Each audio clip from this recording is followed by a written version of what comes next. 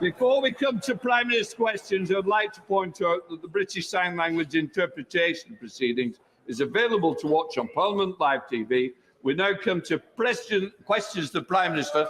I start with Robin Miller. Mr. Speaker, from tomorrow... Sit. Shut up a minute. What's this for? Come. Give me the word in. Order! Order! I say to the honourable gentleman, I will not tolerate such behaviour. If you want to go out now. But if you stand again, I will order you out. Make your mind up. Either shut up and get out.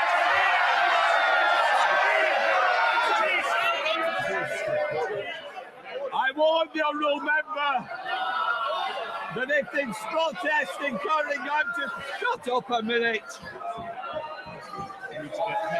Does somebody want to what wants? Give me the name. Order, order. Sit down, you want me in the future. I now warn of the honourable members that if they persist in refusing to comply with my order to withdraw, I shall be compelled to name both of them, which may lead to them being suspended from the House. Right, names.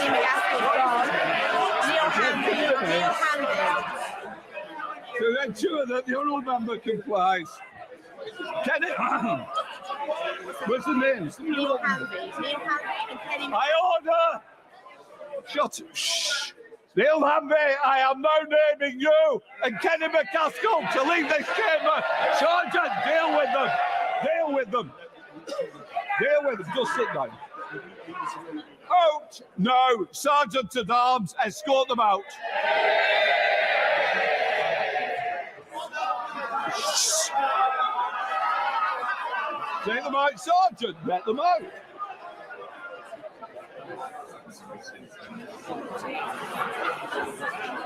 Robin Miller. Shh. Insurrection. No, then let's just see if we can.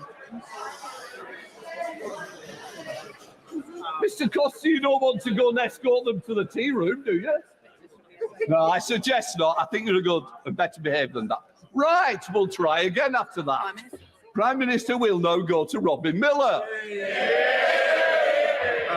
Mr. Speaker, from tomorrow, the first instalment of the cost of living payment will start landing in the bank accounts of 8 million households across the country. This is a much-needed £326 cash boost for families and forms part of the 1,200 in direct support that we're giving to the most vulnerable households this year. Mr. Speaker, I'm sure the whole House was appalled and saddened, as I was, to hear about the despicable attack on Shinzo Abe. Our thoughts are with his family and loved ones and the people of Japan at this dark and sad time. Mr. Speaker, this week we remember the genocide in Srebrenica and the victims of those appalling events. We must learn the lessons of history and do all in our power to prevent such a thing happening again. We will continue to combat war crime deniers, both in Bosnia-Herzegovina and elsewhere. Mr. Speaker, this morning I had meetings with ministerial colleagues and others. In addition to my duties in this House, I shall have further such meetings later today. Robin Miller. Thank you, Mr. Speaker. Can I thank the Prime Minister for his personal interest in Aberconwy, whether he's been eating ice cream on the pier in Llandudno, sampling Welsh Penderyn whisky, or standing on the granite quarry in Penrhyn Mawr. He's seen why they love this constituency. He's also heard from them their gratitude for the vaccine and furlough programmes that this UK government delivered. So will my right honourable friend now support our plan to level up Aberconwy and our bid for almost £20 million of funding to invest in community and cultural programmes and give us the opportunity to match our potential? I thank my honourable friend, and he's a great champion for Aberconwy, and I much enjoyed the Penderyn whiskey that we sampled together. Mr. Speaker, I ignored the revolver, as some of you may have noticed. We are committed to uniting and levelling up the UK. And as for the second round of the Levelling Up Fund announcements, it will be coming, Mr. Speaker, this autumn. We now come to the Leader of the Opposition, Keir Starmer. Mr. Speaker, may I join the Prime Minister on his comments about the former Prime Minister of Japan, a deeply shocking moment, and of course his comments about genocide. Mr. Speaker, may I welcome the new cabinet to their places. We have a new Chancellor who accepted a job from the Prime Minister on Wednesday afternoon and then told him to quit on Thursday morning. A new Northern Ireland Secretary who once asked if you need a passport to get to Derry. And the new Education Secretary, whose junior ministers have literally been giving the middle finger to the public. It is truly the country's loss that they will only be in post for a few weeks. Now, the Prime Minister must be feeling demo puppy since he was pushed out of office. Finally, he can throw off the shackles, say what he really thinks, and forget about following the rules. So, does he agree? Does he agree it's time to scrap the absurd non-dom status that allows the super rich to dodge tax in this country? Prime Minister. Well, I thank you very much, and it's perfectly true that I'm grateful for the ability to speak my mind. I never really lost, Mr. Speaker, but what I'm focusing on is continuing the government of the country. And as I've just told you, Mr. Speaker, from tomorrow, £326 is arriving. Never mind non-doms, Mr. Speaker. Doms or non-doms, I don't mind. £326 is arriving in the bank accounts of 8 million vulnerable people. And how can we do that? Because we took the decisions to get the strong economy that we currently have, that I'm afraid were resisted by growth in May at 0.5%, Mr. Speaker, which they weren't expecting. We have, as I've told you before, Mr. Speaker, 620,000 more people in payroll employment than before the pandemic began. And one of the consolations of leaving office at this particular time, Mr. Speaker, is that vacancies are at an all-time high. Keir Starmer. Cut him some slack. Faced with an uncertain future, a mortgage-sized decorator's bill that'll be soon for somebody else's flat, I'm not surprised he's careful not to upset any future employers. So here's an even simpler one. Does he agree that offshore schemes can pose a risk because some people use them to avoid tax they owe here? Prime Minister. Mr. Speaker, I'm proud of the investment that this country attracts from around the world. And he's talking about people from offshore people investing in the UK. I'm absolutely thrilled to see that we've had, I think, 12 billion in tech alone come in the last couple of months. I think it's possible, Mr. Speaker, he's referring not to me, but to some of the 8 brilliant candidates who are currently vying for my job. Let me just tell him that any one of them will wipe the floor with Captain.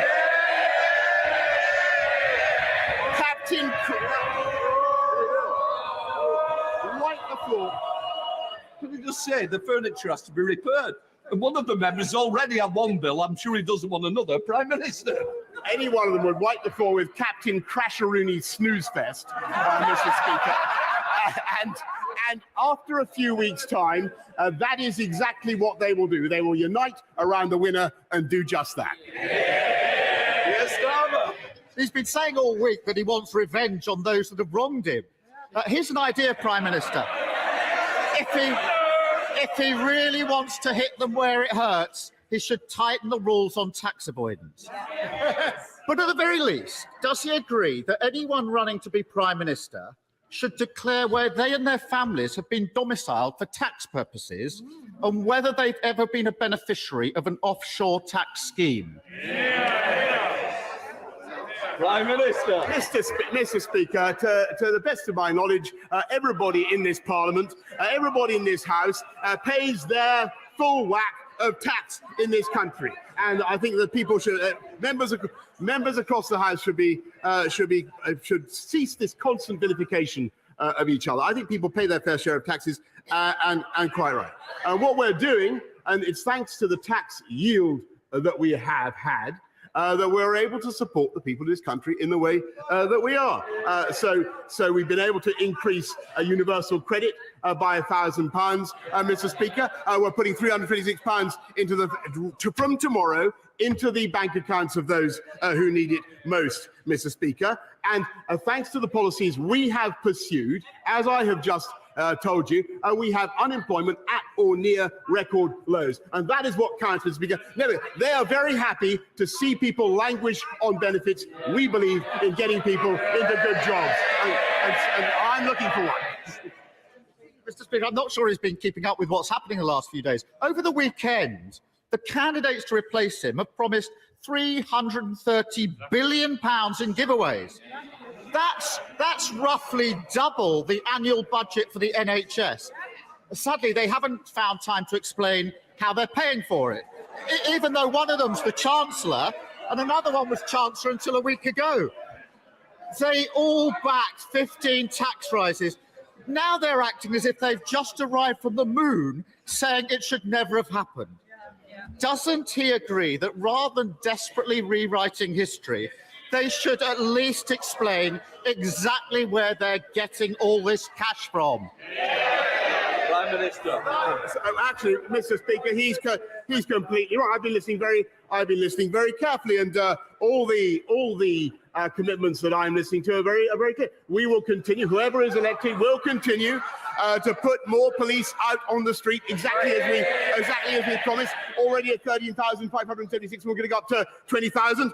Whoever takes over will build. They always complain about this, but we will build the 40 new hospitals, Mr. Speaker. And I asked my delivery unit yesterday. Well, they don't want it. They don't like it, Mr. Speaker, because they voted against the funding. They voted against the funding that makes it possible, Mr. Speaker.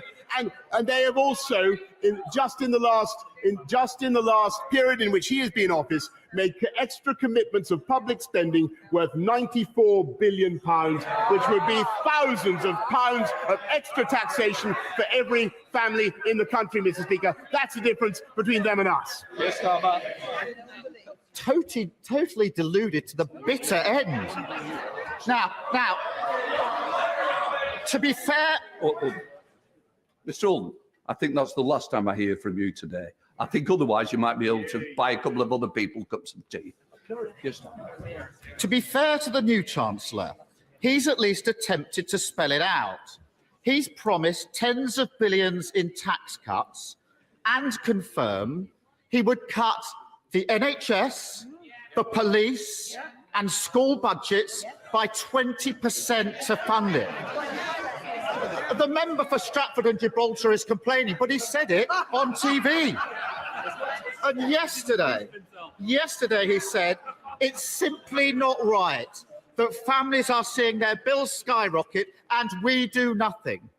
Was the Chancellor speaking on behalf of the government, Prime Minister, when he promised huge spending cuts and when he said that they're doing nothing on the cost of living crisis?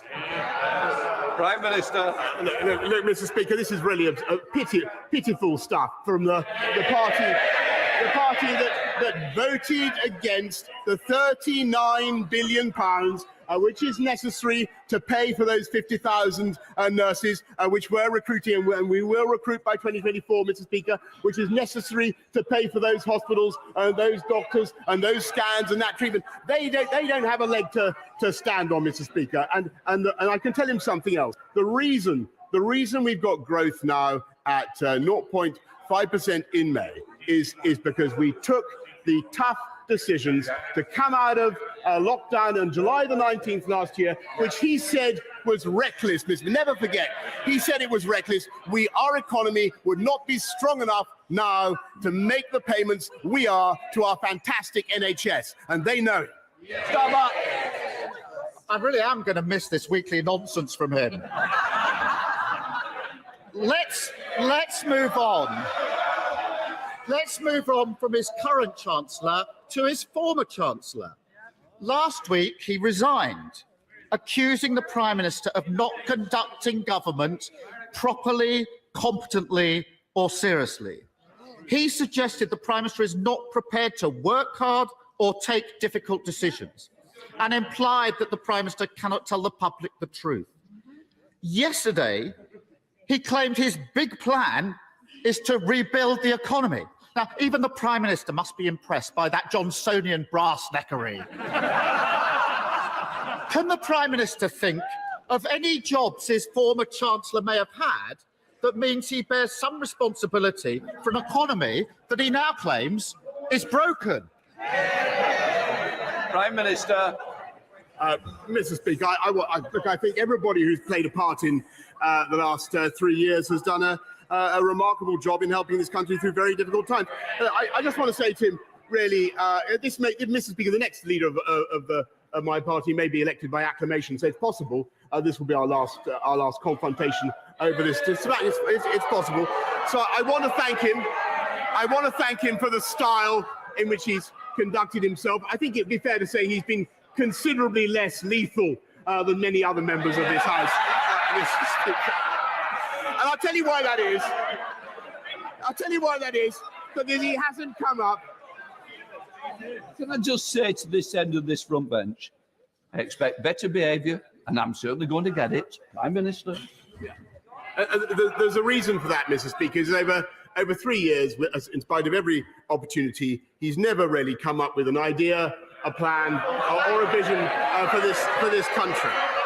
And I can tell you that at the end of 3 years, Mr. Speaker, we got Brexit done, which he voted against 48 times.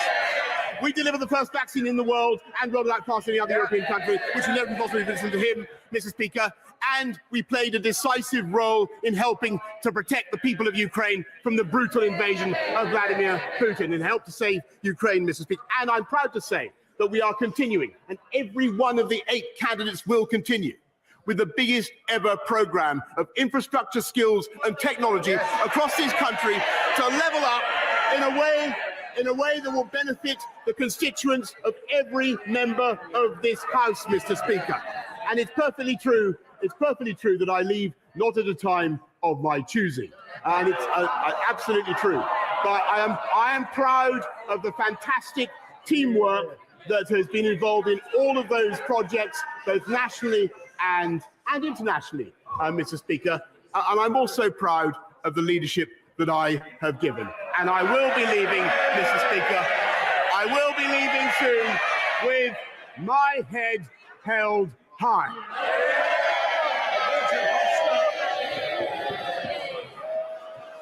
The convicted double child rapist and murderer Colin Pitchfork was granted parole last year by the Independent Parole Board in the face of enormous opposition from whistleblowers.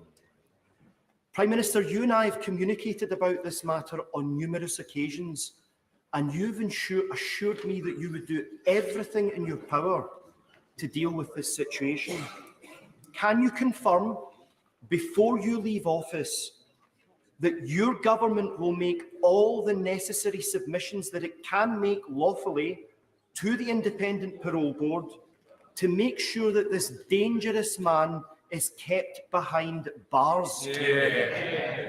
I thank my honourable friend for his campaign. Our thoughts, of course, with the victims of Pitchfork, Lydia and Dawn's friends and family. And, Mr. Speaker, I can tell the House that my right honourable friend, the Deputy Prime Minister, will be submitting his views on the Pitchfork case to the Parole Board before his hearing. And there is also, as the House will know, a root and branch review of the parole system currently underway, which includes plans for greater ministerial oversight for the most serious offenders, and we'll be bringing that forward as soon as parliamentary time allows.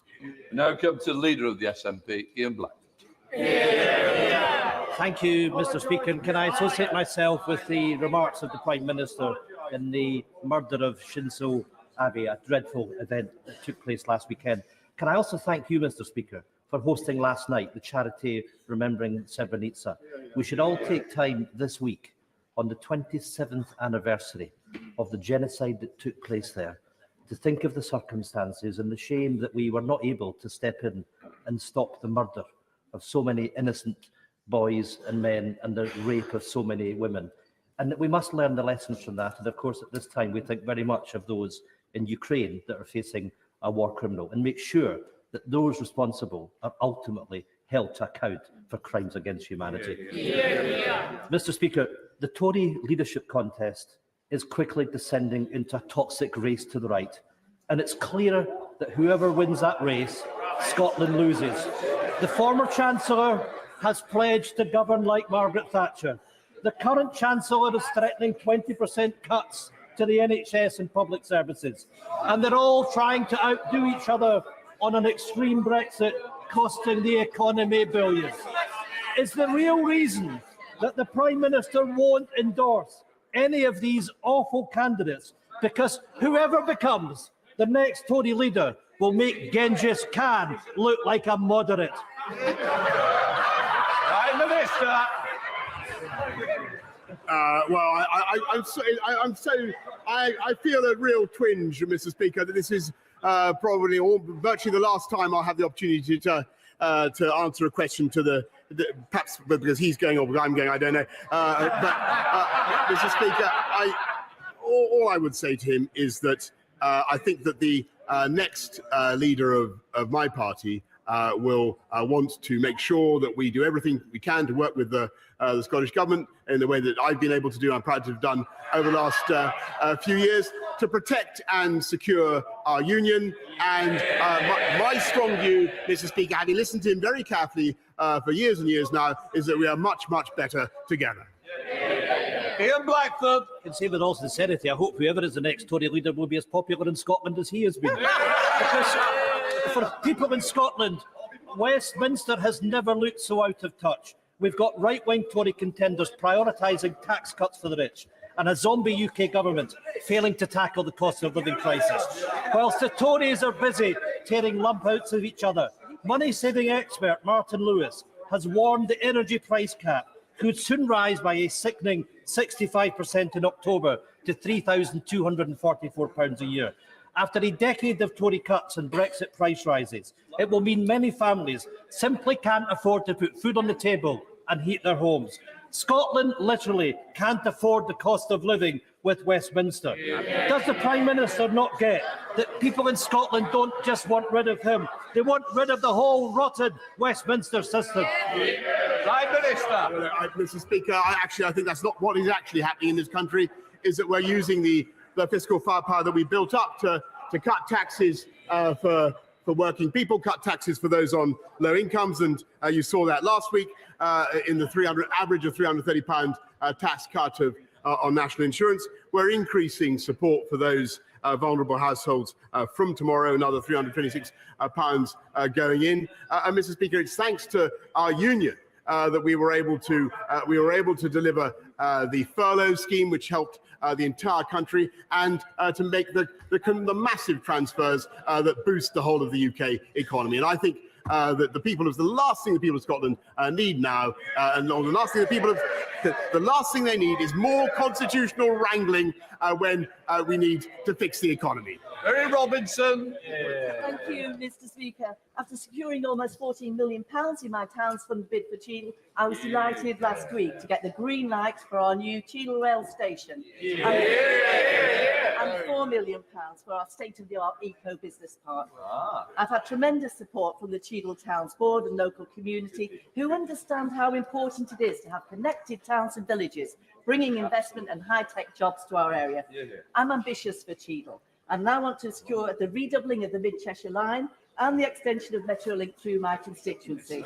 Will my right honourable friend join me in thanking the Towns Board and Station Working Group for their support, and agree with me that improving connectivity is key to economic growth and the future of our levelling up?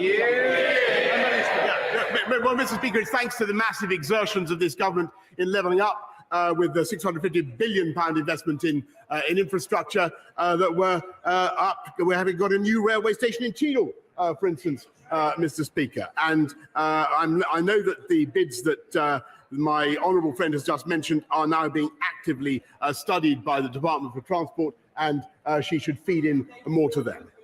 Stephen Farrell. Thank you. In a recent opinion poll conducted by Lucid Talk for Queen's University, only 5% of the people of Northern Ireland expressed any trust whatsoever in this government. So as the Prime Minister prepares to leave office shortly, will he apologise for his legacy in Northern Ireland, in which power sharing has collapsed, the Good Friday Agreement has been undermined, an unwanted protocol bill has been imposed upon the people and businesses of Northern Ireland, and Anglo-Irish relations are in their worst state for 40 years? Prime Minister. Well, Mr. Speaker, because actually what we've got, and I know that every single one of the candidates will want to deliver this, is a bill to fix the problem of the protocol, and I accept that there is a problem, and I hope that the whole House will support it. Jacob Young. Thank you, Mr. Speaker. And as this is probably the last time I'll get to address the Prime Minister at this dispatch box, can I say on behalf of the people of Redcar and Cleveland how grateful we are for the support that he's given us and for delivering on the will of 17.4 million people in taking us out of the EU. Can I ask the Prime Minister, is he as optimistic as I am about our future as a free and independent nation? Jacob, I mean, my honourable friend, if anything, I think I'm even more optimistic. And my only anxiety, we all know that people think that this will be. There are people around the world who hope that this will be the end of Brexit, and I can see them all. Oh, look at them! Did you notice?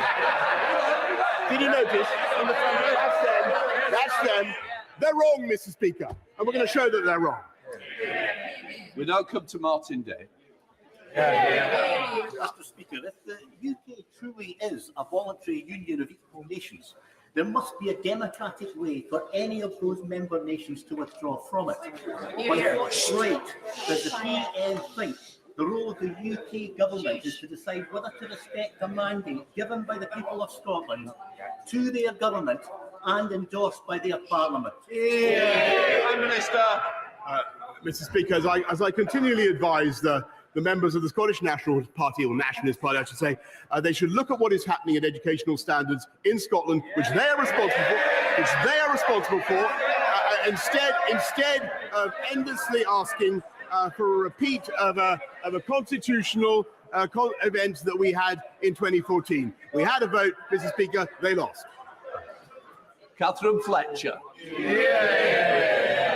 Mr. Speaker, the Prime Minister knows how proud we are of our industrial heritage in the north of England and what it means for our future.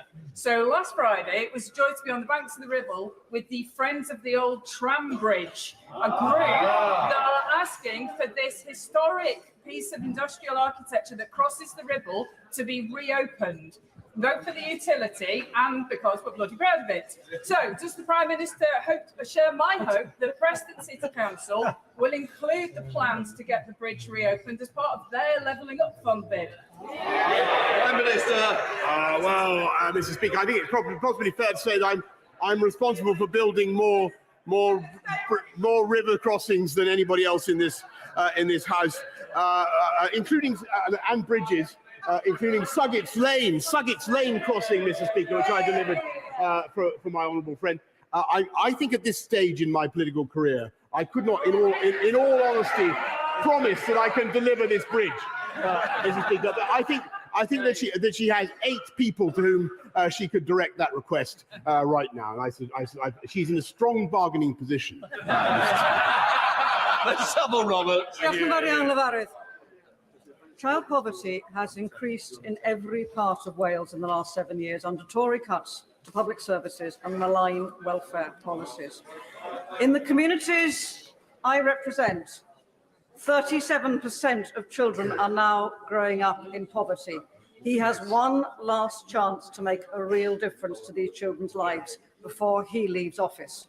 Will he scrap the 2-child limit and reinstate the £20 uplift for all families entitled to welfare? Mr. Speaker, it's of course the Labour government in Wales is responsible for schools, but what we have been doing, is not only increasing the living wage by £1,000, providing the financial support, the £37 billion worth of financial support that I've mentioned, but helping councils, Mr. Speaker, with a £1.5 billion household support fund to get the families such as those she mentions through the tough times, and we will come out very strongly the other side. We now come to a closed question, Sir Mike Penning. Number 8, Mr. Speaker. Minister. I thank my honourable friend. I'm delighted that there will be a new hospital scheme in this area. I'm told that the local hospital trust have considered a full range of options, and that they consider that new hospital builds at Watford General, alongside further investment at Hemel Hempstead and St Albans hospitals, represent the best option for health services in the area. Sir Mike Penning. Can I thank the Prime Minister for delivering Brexit and the fantastic vaccine rollout programme that I was proud to be involved with and saved so many lives in my constituency and around the country. Sadly, the Trust have not considered all options, and in my constituents will be astonished as to what they have said by saying that they now want £1.2 billion for the refurbished tower block situation in Watford. So could the Prime Minister do me a great favour before he leaves? Can he put a little note in the drawer of number 10, so when the new incumbent comes in to say Penning needs a new hospital on a greenfield site? Well, Mr. Speaker, I can tell him that I will ensure he gets a meeting with the relevant minister to discuss his proposals. John Trickett. Thank you, sir. We now know that every ambulance service in the whole country is in a critical state. But last week, well before the current national heatwave emergency, my constituent, Mrs. Meacham, died following waiting for hours for an ambulance in an excruciating and prolonged delay. Her daughter tells me that the family tragedy wasn't caused by the staff, but by cutbacks by this government. But in any event, without immediate and drastic action, we cannot be sure that there won't be many more Mrs. Meachams. Does the PM accept we now are living through an emergency health crisis? And given the disastrous state he's leaving the NHS in, why is he still in Downing Street? Mr. Speaker, the NHS now has a record. He talks about staffing levels. The NHS now has a record number of people working in it. 10,900 more nurses this year than there were last year. 6,000 more doctors. And on ambulances, and he's right, it's absolutely critical. The crucial thing is to help the hospital staff to move patients through the system. And too often, I'm afraid, it is impossible because a proportion of the patients, sadly, are in a delayed discharge, and that is making life very, very difficult for the ambulances as they come up to hospital. But that is why it is so crucial that this government, in addition to everything else we've done, Mr. Speaker, is fixing social care and helping patients out of hospital. And that's why we put in the £39 billion, Mr. Speaker, which unfortunately his party voted against. Brereton. Thank you, Mr. Speaker. Can I thank the Prime Minister for all he's done to help level up Stoke-on-Trent? The number of workless households in our city has halved over the last decade of Conservatives in government. So would my right honourable friend agree that the best way to level up Stoke-on-Trent is to get more people in well-skilled, better paid employment opportunities? I think he's absolutely right. And the right honourable gentleman knows a lot more about Stoke Newington than he knows about Stoke. And that is absolutely true, Mr. Speaker. And I'm proud that we're getting young people into work. I was up and down the country. I was at an event last night to celebrate the 163,000 Kickstarters who we've helped into work. And that is our ambition, to help people into good jobs. And we are succeeding. I'm proud to say I leave office, Mr. Speaker, with unemployment at roughly 3.8%. When they last left office, it was at 8%. That's the difference between them and us. Malcolm MacDonald. Thank you, Mr. Speaker. Last night's panorama with the joint investigation with the Times newspaper has exposed yet again more evidence of unlawful killings by special forces, this time in Afghanistan. When this came up before, the government, and in particular the MOD, was determined to sweep this under the carpet.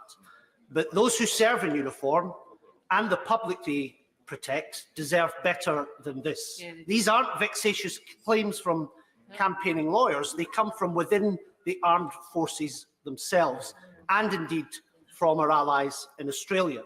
So will the Prime Minister commit to an Australia-style independent inquiry as backed by General Lord Richards? But more broadly, hasn't the case been made again for democratic oversight of special forces?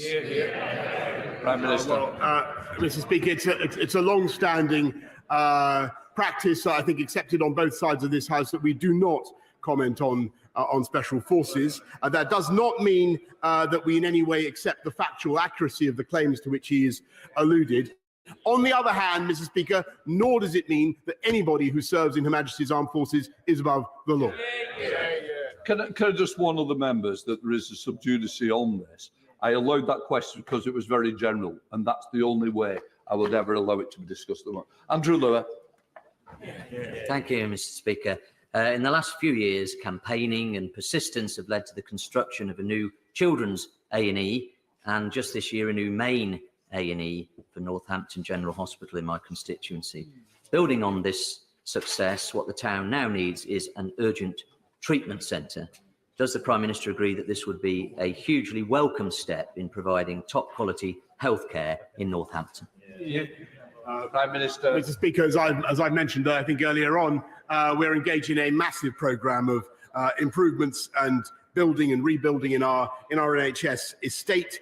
I think that with great respect to my honourable friend, this is a decision that he's going to have to continue to lobby for. I think the local NHS bodies will have to make up their minds on that one, but I'm sure he will continue to make lively representations. Patricia Gibson. Thank you, Mr. Speaker. Last week, the Prime Minister was forced to announce his intention to resign after ministers who supported him only days earlier changed their minds. Of course, people are allowed to change their minds, and this should be recognised. Why does the Prime Minister and his MPs believe this principle applies everywhere except in Scotland, where the people delivered a clear mandate to the Scottish Parliament to hold an independence referendum? Prime Minister. Well, Mr. Speaker, as I understand it, the people of the SNP are currently deciding what to do with my honourable friend. And heaven forfend that they should change their minds, Mr. Speaker. Thank you, Mr. Speaker. Mr. Speaker, 40 years ago, 10 young people from Rugby's West Indian community travelled to a house in New Cross Road, London, for a birthday celebration for former Rugby resident Yvonne Ruddick.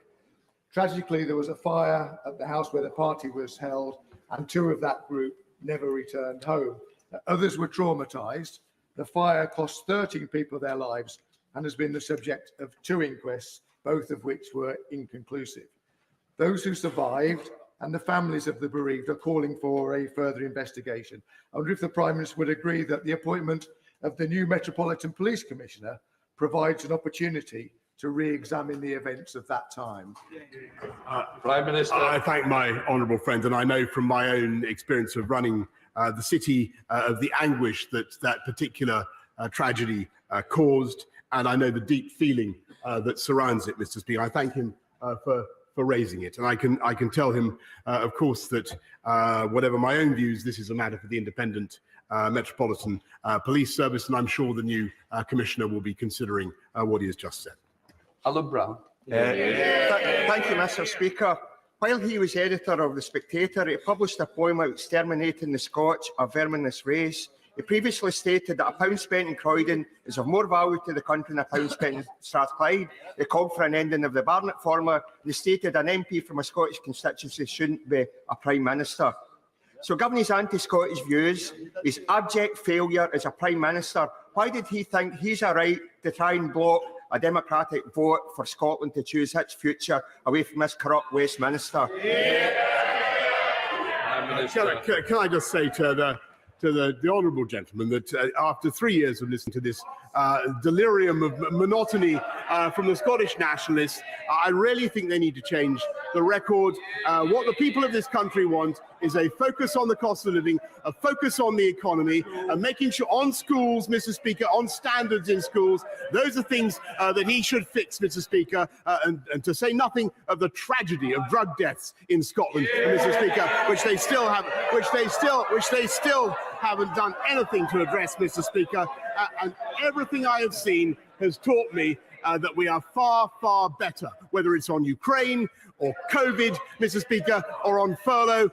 There's absolutely no doubt, Mr. Speaker, that we are better off working together. Thank you, Mr. Speaker. Kensington is at the heart of the Ukrainian community, and on their behalf, I would like to first send their huge thanks for your support to Ukraine.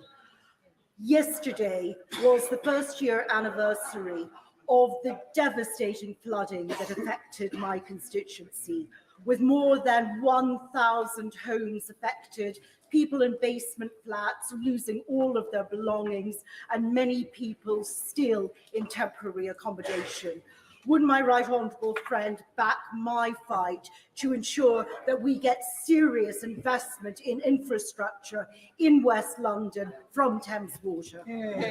Prime Minister. I thank her very much, and I know that I know the problem that she speaks of very well. There's no single solution to tackling surface water flooding, but she's absolutely right in wanting to put more pressure on Thames Water to try to come up with sustainable solutions. But they've got to be done working with partners, with councils, and of course with developers as well.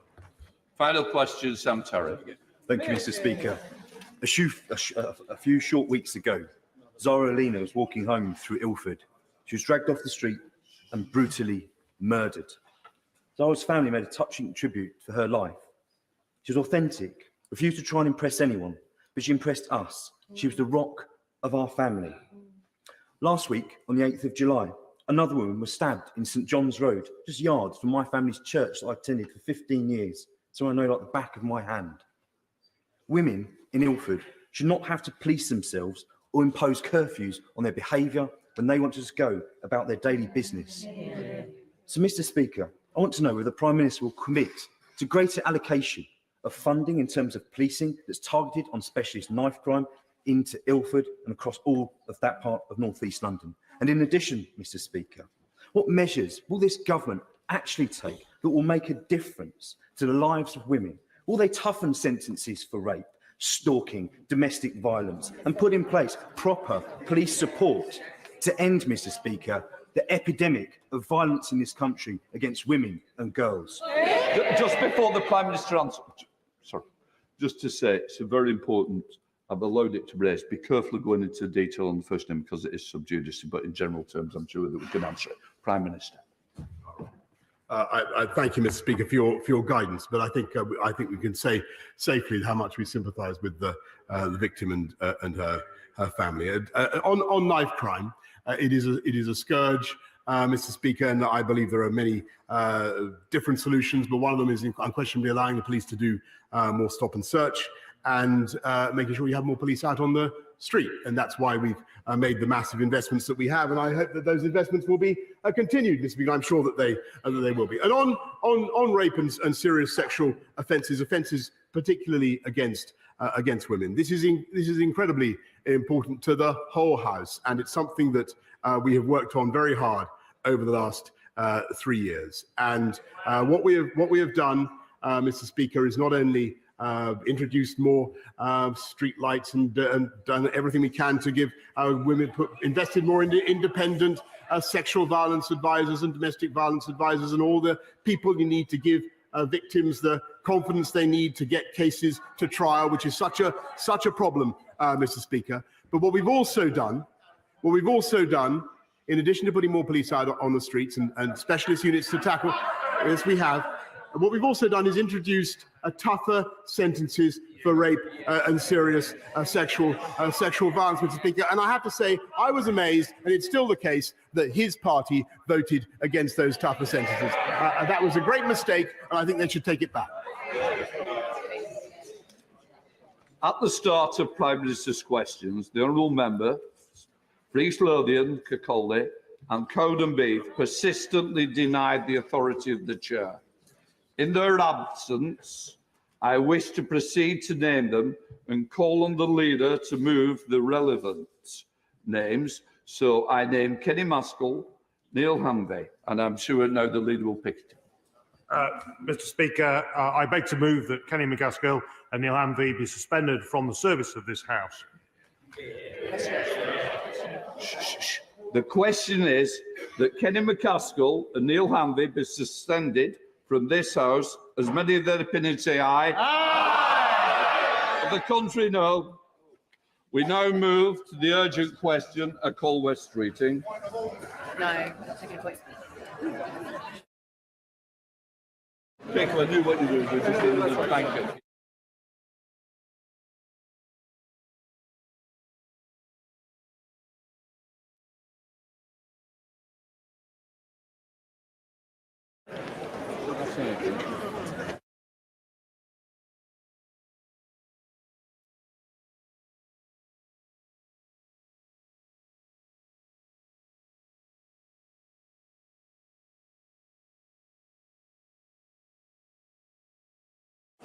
I understand that you want to raise a point of order relevant to the questions that you just asked. Right, in which case I will take that 1 point of order. Sir Mike Penny. As a former minister, I'm very aware of the information that's given to ministers and prime ministers when they're going to answer a question, especially when the question has been pre-informed. The information the Speaker was given was that, that my trust, my hospital trust, have looked at all options for the decision on the new hospital in my part of the world. That is not correct, Mr. Speaker, and I wish to put on the record that the Prime Minister has been misled by my trust, and it's not the Prime Minister's fault that he had that information. I'm not going to carry on the debate of the question, but I would say you certainly go on the record. I'm sure the Trust will be reading it as you sat down. Right, let's try again with urgent question, West Streeting. Thank you, Mr. Speaker. To ask the new Secretary of State if he will make a statement on ambulance services